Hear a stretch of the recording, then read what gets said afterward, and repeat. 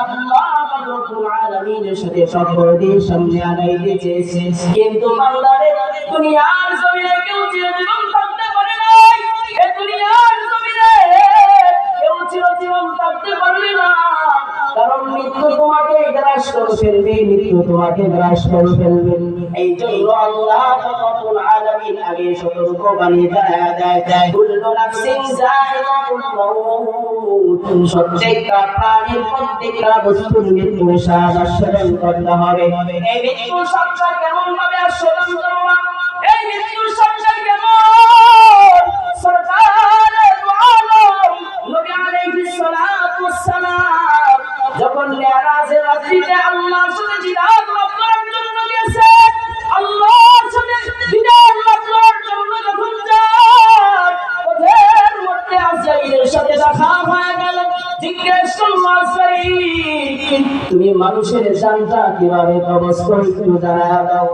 আজরাইল বলল, হাবিব ও হাবিব ও সরদার ও সরদার, এই মৃত্যুর যন্ত্রণা কত ভয়ঙ্কর। আল্লাহর একজন নবী, আল্লাহ রব্বুল আলামিনের একজন নবী ইদ্রিস আলাইহিস সালাতু ওয়াস সালাম এই মৃত্যুর স্বাদ কেমন এটা জানতে চেয়েছিল, এটা গ্রহণ করতে চেয়েছে। আল্লাহর নবী ওইটা আল্লাহ রব্বুল আলামিনের মনোনীত একজন নবী ইদ্রিস, তিনি মৃত্যুর স্বাদ আস্বাদন করার জন্য যখন আল্লাহর কাছে আকুল আবেদন জানাইল, আল্লাহ রব্বুল আলামিন তার নবী ইদ্রিস আলাইহিস সালাতু ওয়াস সালামের কাছে আমাকে পাঠিয়ে দিলেন। সাইয়্যিদনা ইদ্রিস আলাইহিস সালাতু ওয়াস সালাম থেকে আমি রূহটা কবজ করলাম। ইদ্রিস আলাইহিস সালাতু ওয়াস সালাম থেকে রূহটা কবজ করার পর সাইয়্যিদনা ইদ্রিস আলাইহিস সালাতু ওয়াস সালামকে আবার রূহটা দিয়ে দিলাম। রূহটা দেওয়ার পর আমি জিজ্ঞেস করলাম, ইদ্রিস ও নবী ইদ্রিস, আমি যে আপনার নিকট থেকে রূহটা বের করলাম, আবার যে আপনার নিকট রূহটা দিলাম, আপনার কেমন অনুভূতি হয়েছে?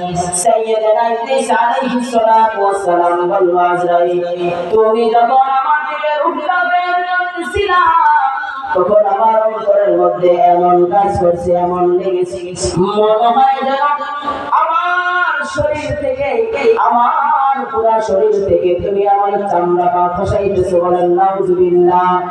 এমন বড় ভয়ঙ্কর, এমন কষ্ট আমার অনুভব হয়, এমন ভাবে অনুভব হয়েছে, এই পৃথিবীর বুকে মৃত্যু থেকে বড় ভয়ঙ্কর, আর কোনো কষ্ট, আর কোনো কষ্ট নাই। এই মৃত্যু থেকে ভয়ঙ্কর আর কোন আযাব বুঝি নাই। গুনাহগার বান্দাকে শুধুমাত্র মৃত্যু নামক আযাবটা দিলে তার আযাব শেষ হয়ে যাবে, এত ভয়ঙ্কর ভাবে হয়েছে। আল্লাহর নবী সাল্লাল্লাহু আলাইহি ওয়াসাল্লাম আজরাইলের জবান থেকে কথা শোনার মাত্র তার চোখ বেয়ে বেয়ে পানি পড়তো। সাইয়্যিদানা আমার আপনার নবী চোখের পানি ফোঁটা করতেছে, চোখের পানি ফোঁটা আমার নবী করতেছে। আল্লাহ ইল্লাল্লাহ বলে, হাবিব ও হাবিব, আপনি চোখ দিয়ে পানি ঝরাবেন না, আপনি কাঁদবেন না। কারণ কি? আজরাইল কারণটা কি? আমি কেন কাঁদবো না বলো নাই তো? আজরাইল বলো, হাবিব আল্লাহ রব্বুল আলামিন আপনার উম্মতের মৃত্যুটা এমন ভাবে দিবেন, এমন ভাবে দিবেন, মনে হয় যেন আপনার সেই বান্দাটা যখন ছোট্ট শিশু যখন মার স্তনে মুখ লাগায়া যখন দুধ খাইতে খাইতে যখন ঘুমায়া যায়, যখন মা তার স্তন থেকে বাচ্চাটাকে সরায় ফেলে, বাচ্চা উদ্দেশ পায় না, বলে আপনার যে নেককার বান্দা থাকবে, নেককার উম্মত থাকবে, আপনার নেককার উম্মতের অবস্থাটাও হবে এমন যেমন হয়েছিল ওই ছোট্ট শিশু। বলেন সুবহানাল্লাহ। এজন্য মৃত্যুটা আমার আপনার নবীর উসিলায় আল্লাহ রব্বুল আলামিন নেককার মৃত্যুটা বড় সহজ করে দিলেন। ওই নেককার বান্দা মৃত্যুবরণ করার পর আল্লাহ রব্বুল আলামিনের দিদার পেয়ে জান্নাত পেয়ে যাবে। আর যে বান্দা হবে বদকার, আর যে বান্দা হবে বদকার, আর যে বান্দা হবে গুনাহগার, ওই বান্দার জন্য মৃত্যুটা হবে বড় ভয়ঙ্কর। ওই বান্দার জন্য কেমন ভয়ঙ্কর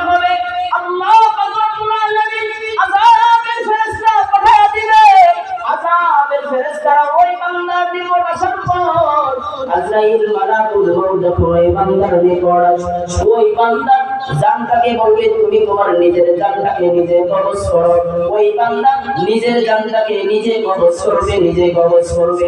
বলে কেমন কঠিন হবে, কেমন কঠিন হবে।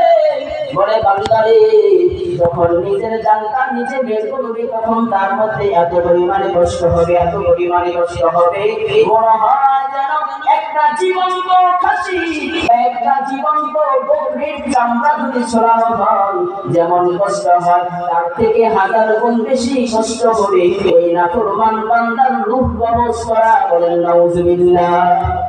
এজন্য মৃত্যু এটা আমার আপনার সকলের হবে যদি আমরা নেক আমল করতে পারি, নেক আমল করে যদি দুনিয়া থেকে চিরবিদায় নিতে পারি, তাহলে আমার আপনার মৃত্যু কি হবে? সহজ হয়ে যাবে। আমার আর মৃত্যু আর এত কঠিন হবে না। এজন্য আমাদের দুনিয়ার সর্বপ্রথম যে কাজটা করতে হবে সেটা হলো বেশি থেকে বেশি পরিমাণে আল্লাহর হুকুম মানতে হবে। কথা বলে ঠিক কি না? আর আওয়াজ দিয়ে বলে ঠিক কি না? আল্লাহর হুকুম মানতে হবে, আল্লাহর নবীর সুন্নাহ মোতাবেক নিজের জীবন গঠন করতে হবে। যদি জীবন গঠন করে কবরে যান তাহলে আপনার জন্য আমার জন্য আল্লাহ পাক রব্বুল আলামিন কবরের জিন্দেগি কি করবে? সহজ করে দেবে। বলেন সুবহানাল্লাহ।